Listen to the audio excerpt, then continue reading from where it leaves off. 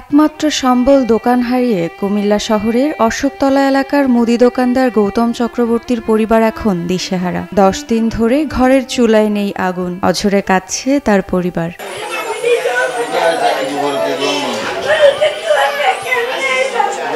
মুদি দোকানের আয়ের টাকায় চলে গৌতম চক্রবর্তীর জীবন। গত 5 আগস্ট বিকালে দুষ্কৃতিকারীদের হামলায় লুটপাট ভাঙচুরে সব হারিয়ে এখন সর্বশান্ত তিনি। আমি আজকে দিকে 28-30 বছর একাধারে একই জায়গায় দোকানটা করি, এই দোকানটা করি।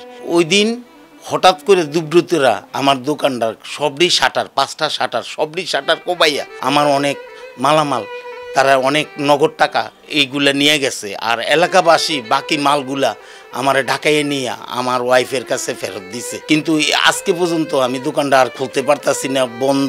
অন্যদিকে মা ঝর্ণা রানীর কান্না যেন থামছেই না। একমাত্র সম্বল দোকান হারিয়ে অঝরে কাঁদছেন তিনিও। এক সপ্তাহ বেশি বাবা, আমার দোকানটা খুলে তো বাবা 5 তারিখ থেকে পর থেকে এই পর্যন্ত বাবা আমি একবেলা ভাত খাই, আরেক বেলা খাইতে পারি না বাবা। দুষ্কৃতিকারীদের হামলায় লুটপাট ভাঙচুরে নগদ টাকা সহ 1.5 লাখ টাকার মালামাল লুট হয়েছে। গৌতম এলাকার প্রতিবেশী দোকানদারদের প্রতিহিংসার শিকার হয়েছেন বলে মনে করেন তার স্ত্রী হীরা চক্রবর্তী। আজকে 3-4 দিন আমার ঘরে বাজার সদাই নাই।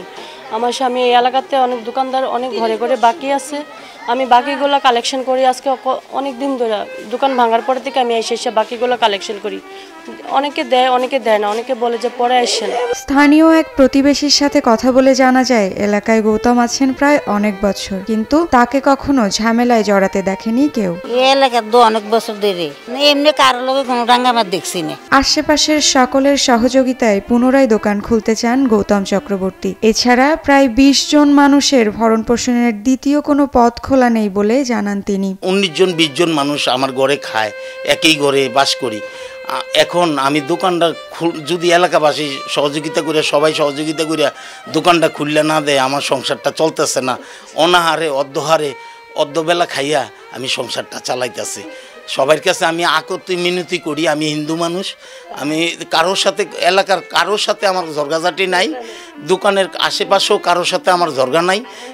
আমার সাথে সবাই যাতে সহযোগিতা করে, আমি যাতে দোকানটা করতে পারি, কর্ম করিয়া যাতে ভাত খাইতে পারি। গৌতমের বোন চম্পা জানান গত 30 বছর ধরে এই দোকানের উপরই নির্ভর করে বেঁচে আছেন তারা। এই সমস্যার সমাধানে সকলের সহযোগিতা চেয়েছেন তিনিও। আমাদের এই দোকানটা খুলে দেন আমার ভাইয়া, আমরা 19-20 জন ভাত খাই, এই দোকানের টাকা দিয়ে ভাত খাই, আপনারা সহযোগিতা করে দেন, উপকার হবে, আমাদের জীবন বাঁচবে। এই দোকানটা খুললে আমার ভাইটা আজকে 30 বছর পর্যন্ত এই দোকান করে আমার ভাই কইরা আমরা ভাত খাই। এই ঘটনায় বৈষম্য বিরোধী ছাত্র সমন্বয়ক ইস্পাহানি পার্বণ, চিনিগুড়া চাল, অনন্য ঘ্রাণে, উৎসবে আয়োজনে ও প্রশাসন সহ সবার সহযোগিতা প্রত্যাশা করেন বাংলাদেশ পূজা উদযাপন পরিষদের কুমিল্লা মহানগরের সাধারণ সম্পাদক অচিন্দ্র দাস টিটু।